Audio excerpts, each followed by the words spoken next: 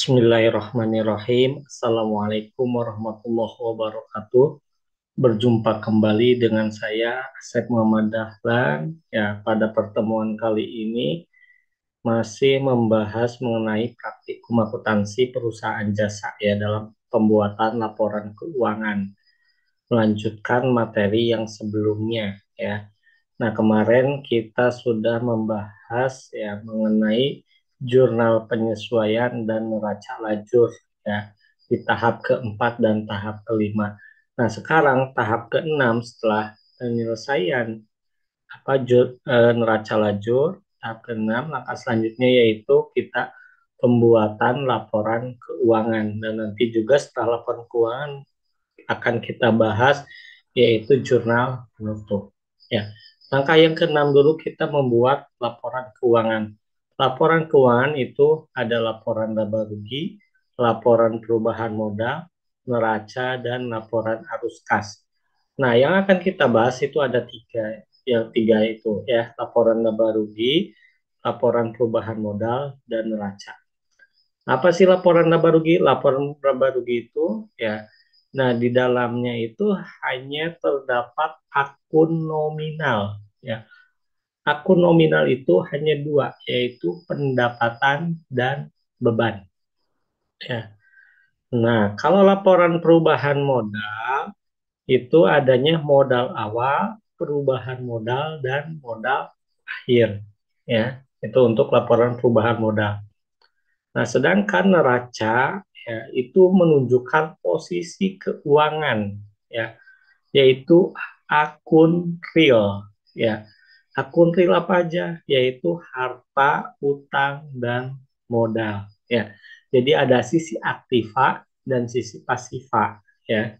Nah, antara sisi aktiva dan pasiva ini harus balance ya. Nah, itu dalam penjelasannya. Nah, kita lihat pengerjaannya dalam pembuatan laporan keuangan. Laporan keuangan itu patokannya ada di neraca lajur ya atau kertas kerja. Kertas kerjanya tetapi yang kolom neraca saldo setelah disesuaikan ya. Nah, kita lihat, kita masukkan ya untuk laporan laba rugi itu hanya pendapatan dan beban. Ya, kita lihat di sini akun pendapatan hanya ada satu ya, 9.500.000 rupiah. Nah, itu untuk pendapatan. Terus untuk beban, kita masukkan semuanya ya. Ada beban gaji, beban listrik, beban perlengkapan, beban penyusutan peralatan, beban penyusutan kendaraan, beban penyusutan gedung, dan beban sewa. Nah, itu ada 6 ya, 6 jenis beban. Satu 2 3 4 5 6 7 ya. Oh, maaf ya, 7. Nah, itu dimasukkan semuanya. Ya, ini beban gaji 2.300.000 masukkan. Terus ada lagi beban listrik 600.000 rupiah ya. Terus ada lagi beban perlengkapan 500.000 rupiah ya. Beban penyusutan peralatan 200.000 rupiah. Ada lagi beban penyusutan kendaraan 250.000 rupiah. Terus ada lagi beban penyusutan gedung 100.000 rupiah. Ya, dan yang terakhir itu beban sewa 500.000 rupiah. Nah, itu semua beban dimasukkan. Nanti kita jumlahkan seluruh bebannya mulai dari beban gaji sampai ke beban sewa. Ya. Jumlah bebannya kalau kita jumlahkan yaitu 4.450.000 rupiah. Nah, terus kita hitung selisihnya yaitu pendapatan dikurangi dengan beban. Ya. Pendapatannya 9.500.000 rupiah dan bebannya 4.450.000 rupiah. Ya. Ya, maka hasilnya yaitu 5.050.000 rupiah. Nah, untuk menentukan apakah itu laba ataupun rugi, ya. Nah, dilihat apakah pendapatannya lebih besar daripada beban atau sebaliknya pendapatannya lebih kecil daripada beban, ya. Nah, kalau pendapatannya lebih besar daripada beban, ini akan hasilnya yaitu laba. Tetapi sebaliknya, apabila pendapatannya lebih kecil daripada beban, itu akan memperoleh kerugian. Ya. Nah, kita lihat di sini pendapatannya lebih besar daripada beban, maka yang kita peroleh yaitu laba, ya, sebesar Rp5.050.000. Nah, laba ini harus sama dengan yang ada di neraca lajur, ya. Nah, ini yang merah, ya. Nah, di neraca lajur pun labanya Rp5.050.000. Tuh, itu untuk laporan laba rugi. Terus selanjutnya, laporan keuangan yang kedua yaitu laporan perubahan modal. Nah, laporan perubahan modal itu adanya modal awal, penambahan atau pengurangan modal, dan modal akhir. Nah, modal awal kita lihat ambil dari sini, dari neraca lajur untuk modal, ya, Rp118.500.000.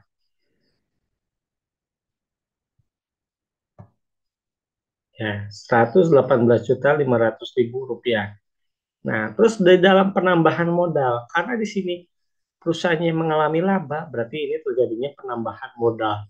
Ya, tetapi kalau perusahaannya mengalami rugi, ini akan mengalami pengurangan modal.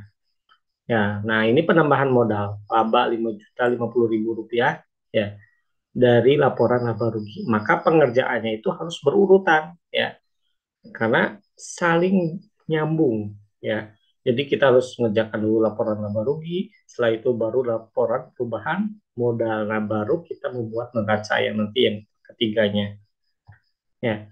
Nah, terus ada lagi prive, ya, pengambilan uang untuk keperluan pribadi 1 juta. Ini prive-nya. Nah, prive itu mengambil uang untuk keperluan pribadi, maka di sininya berkurang, ya. Laba dikurangi prive, ya, yaitu jumlahnya sebesar Rp4.050.000. Nah, ini jumlah penambahan modal. Ditambah dengan modal awal Rp118.500.000, maka modal akhirnya ya 31 Januari 2019 sebesar Rp122.550.000, yaitu untuk laporan perubahan modal. Terus laporan keuangan yang ketiga yaitu neraca, ya. Nah, di neraca ini ada sisi aktiva dan sisi pasiva. Ya, untuk sisi aktiva itu hanya akun harta ataupun aktiva. Nah, kalau di sisi pasiva itu utang dan modal. Nah, ini pun sama patokannya ambil dari neraca lajur, ya. Itu dari neraca lajur. Nah, untuk kalian supaya tidak bingung mana akun real, mana akun nominal, mana masuk ke laporan laba rugi, mana masuk ke neraca, ya. Nah, kita lihat di nomor akun. Akun real itu nomor awalnya yaitu nomor akun 1 sampai 3. Itu akun real, ya. Itu. Nah, kalau akun nominal itu nomor 4 dan 5 awalannya, ya. Itu. Nah, kita buat neracanya, ya. Nah, di dalam aktiva itu juga ada dua. Ada aktiva lancar, ada aktiva tetap. Nah, kalau kalian masih bingung mana aktiva lancar, mana aktiva tetap, ya. Aktiva lancar itu kan aktiva yang mudah dicairkan karena jangka waktunya itu pendek, itu kurang dari 1 tahun. Beda halnya dengan aktiva tetap, ya, jangka waktu pencairannya itu lebih dari 1 tahun. Ya, kalau kalian bingung mengenai pembagian mana aktiva lancar, mana aktiva tetap, ya. Nah, kita lihat di sini. Nah, aktiva lancar setelah angka 1, nomor akunnya 1 lagi, ya. Nah, ini berarti sampai sewa dibayar di muka. Itu aktiva lancar. Nah, kalau aktiva tetap setelah angka 1 itu angka 2 dari peralatan sampai tanah, ya. Itu aktiva tetap. Nah, kita masukkan aktiva lancar, ada kas tadi, ya. Terus piutang, perlengkapan dan sewa dibayar di muka. Nominalnya dari mana? Nominalnya dari neraca saldo setelah disesuaikan dari kolom ini yang ketiga, ya, kolom ketiga. Nah ini 7.900.000, 4 juta, perlengkapan 7.500.000, sewa dibayar di UK 2.500.000. Nah kita jumlahkan jumlah aktiva lancar sebesar 21.900.000 rupiah. Terus selanjutnya aktiva tetap tadi ya, mulai dari kendaraan hingga tanah ya. Kendaraan, nah ini kan akun yang kontrak ya, harta itu kan saldo normalnya ada di sisi debit. Tetapi ini harta ada saldo normalnya ada di sisi kredit, ini akun kontrak. Berarti itu harus dikurangi ya. Akumulasi penyusutan peralatan, akumulasi penyusutan kendaraan, akumulasi penyusutan gedung. Nah, itu dikurangi. Makanya di sini dikasih tanda kurung ya. Itu. Nah, ini setelah dimasukkan semuanya sampai tanah 35 juta, kita jumlahkan 24 juta dikurangi 2.200.000 ditambah 30 juta dikurangi 2.750.000 ditambah 30 juta dikurangi 1.100.000 ditambah 35 juta, jumlah aktiva sebesar 112.950.000. Nah, kalau kita totalkan ya, total aktiva, jadi jumlah aktiva lancar ditambah dengan jumlah aktiva tetap. Total aktiva sebesar 134.850.000 rupiah. Terus untuk yang sebelah kanan, sisi pasifanya ya, yaitu utang dan modal. Utang pun ada dua, ada utang lancar dan utang jangka panjang. Ya, utang lancar itu utang pembayaran utangnya itu jangkanya jangka pendek kurang dari 1 tahun. Ya, kalau utang jangka panjang itu ya jangka pembayarannya panjang lebih dari 1 tahun. Ya, utang itu awalannya angka 2. Ya, nah kalau setelah angka 2 ada angka 1, ini utang lancar. Tapi kalau angka 2 setelahnya angka 2 itu ada angka 2. Nah, itu utangnya utang jangka panjang. Itu untuk membedakannya ya. Tuh, utang lancar cuma satu dan utang jangka panjang cuma satu juga, itu utang bank ya. Oh, utang lancar ada dua ya, maaf. Nah, ini utang gaji ya 300.000 ya. Jadi kalau kita jumlahkan utang lancar jadi 2.300.000 dan utang jangka panjangnya 10 juta. Jadi jumlah utang yaitu sebesar 12.300.000. Nah, terus untuk modal, modalnya modal akhir bukan modal awal. Ya, jadi untuk modal tidak ngambil dari ini ya, tidak dari neraca lajur tapi ngambil dari laporan perubahan modal ini ya, modal akhirnya.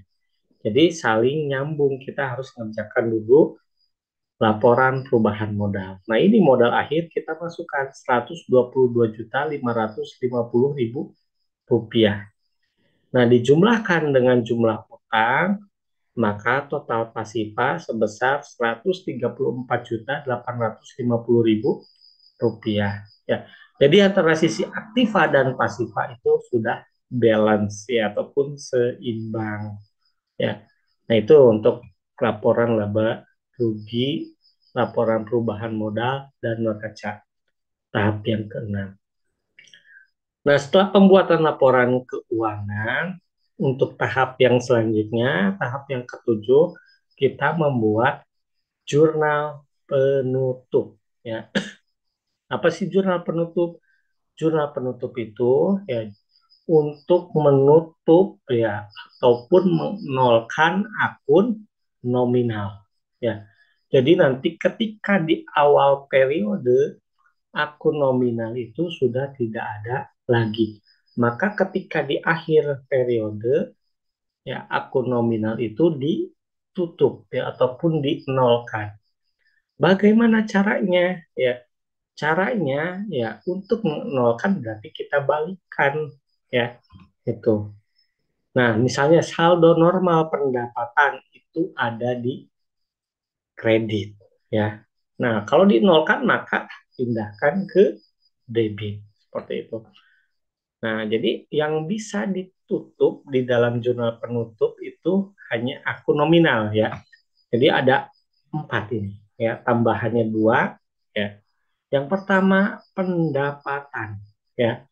Pendapatan itu harus ditutup, ya. Terus yang kedua, beban. Dan yang ketiga, ikhtisar laba rugi. Dan yang keempat itu menutup akun private, ya. Jadi empat akun yang bisa kita tutup. Nah, patokannya dari mana? Patokannya sama dari neraca lajur, tapi neraca saldo yang setelah disesuaikan. Ya.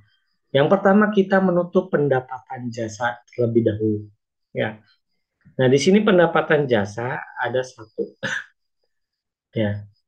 Nah, pendapatan jasa satu ini ada di kredit 9.500.000. Nah, kalau mau ditutup maka kita masukkannya ke debit. Ya, supaya nanti ketika di awal periode akun pendapatan itu sudah nol ataupun sudah tidak ada. Dan yang dikreditnya yaitu ikhtisar laba rugi. Itu cara untuk menutup pendapatan jasa. Terus yang kedua untuk menutup beban. Ya. Nah, di sini beban gaji itu ada di debit. Ya, maka kalau kita buat jurnal penutup, beban itu ada di sisi kredit. Ya, ada beban gaji, beban listrik, ya, beban perlengkapan, ada beban penyusutan peralatan, ya, ada beban penyusutan kendaraan, beban penyusutan gedung, dan beban sewa. Ya, jadi ketujuh beban ini masukkan semuanya.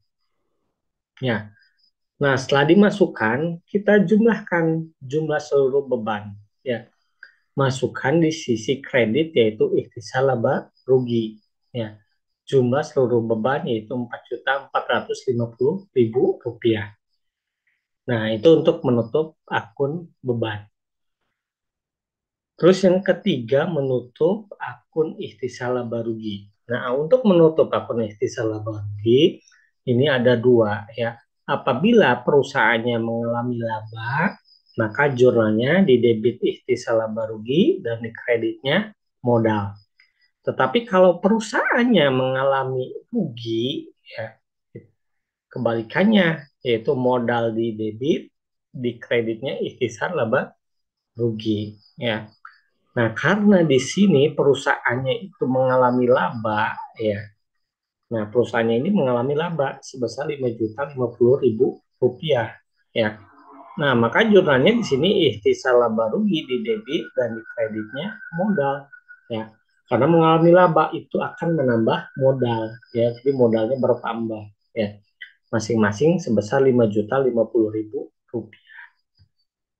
Terus yang keempat itu untuk menutup akun private. Ya, menutup akun private. Ya. Nah, di sini private itu saldo normalnya ada di debit. Ya. Kalau dibikin jurnal penutup, maka dibalikkan private-nya ya. Itu di kredit ya dan di debitnya itu modal. Jadi modalnya berkurang. Modal di debit berkurang sebesar masing-masing 1 juta rupiah. Ya. Nah, setelah selesai, kita jumlahkan seluruhnya. Ya, debit berapa dan kredit juga berapa. Nah, setelah dijumlahkan, jumlahnya debit 20 juta dan kredit juga 20 juta. Nah, itu harus balance. Ya. Nah, sampai sini pembahasan pembuatan laporan keuangan dan jurnal penutup. Semoga bermanfaat buat semuanya ya. Itu. Mohon maaf dari saya. Wabillahi taufiq wal hidayah. Assalamualaikum warahmatullahi wabarakatuh.